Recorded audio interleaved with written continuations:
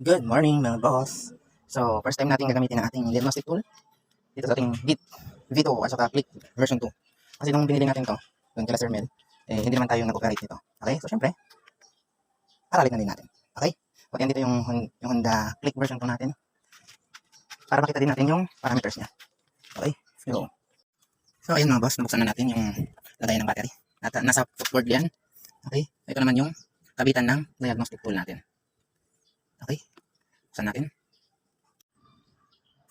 Yan guys, nagkabit na natin. Okay? So pag Honda, normal down na, hindi na buon agad. Yan. Kailangan mo na siyang susian or yun yung susi. Okay? Na. Okay? Nasa diagnosis tayo. Tapos, sabihin natin sa Honda. At saka, autoscan. PGMFI.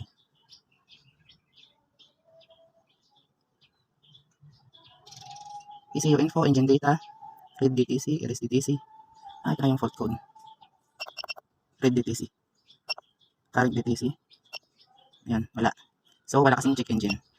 Yung history, wala din. Okay, back. Itong configuration. ECM reset. Back natin. Engine data tayo. Engine data, tapos start natin.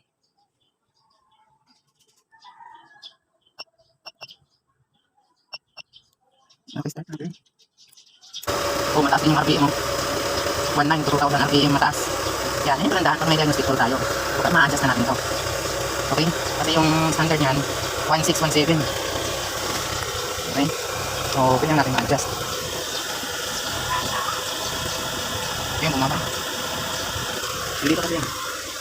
Yan, walang check engine. Ayun o, accurate.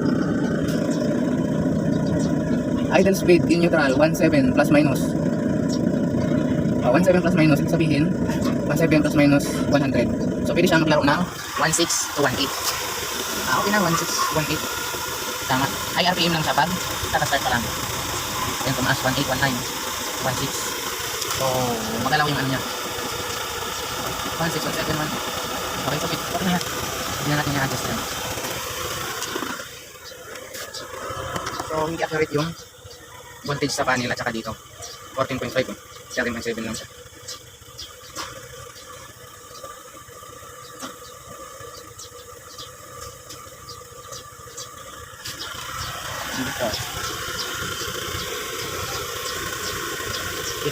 GPS sensor angle, 0. Okay, sakit pa natin.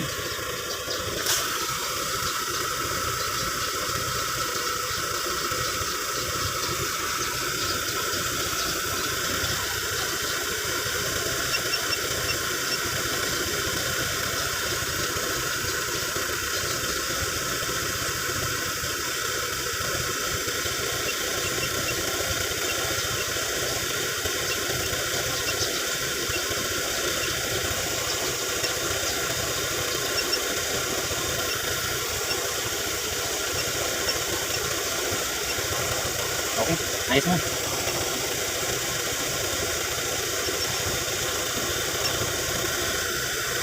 Ayan, ayan. Okay.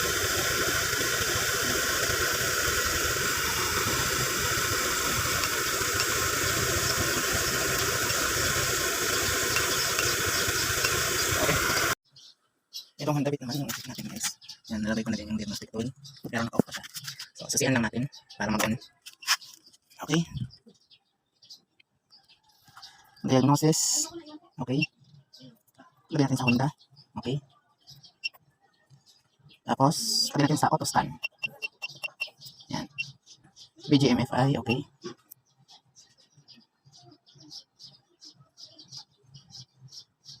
Na. Tingnan natin kung may check engine. Pero wala naman tong check engine sa panel. Ayan. Hindi naman may ilaw. Pero subukan lang din natin sa diagnostic tool. Current. No trouble. History. Wala din. Okay. Back. So, lagyan natin sa engine data. Okay. Yan, kasi hindi pa naman nakastart. GPS sensor angle, 0. Okay. 12.3 yung battery. So, pag start natin, napalo siya na. Palitin natin yung battery. Pumalo ng 9. Nakita na yung battery. Pumalo kasi ng 9 kanina eh. 1516.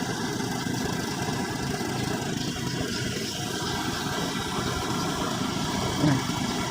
1516. 17 yung set. Ayan, 17.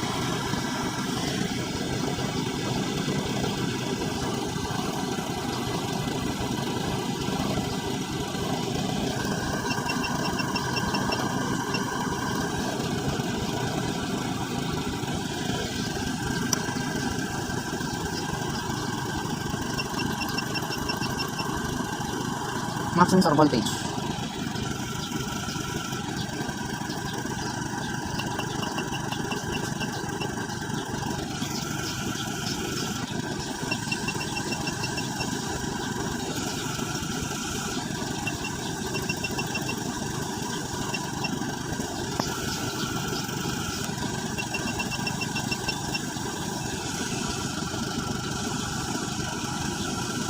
Okay. Ayun lang. Exit na tayo. Okay. Let's go.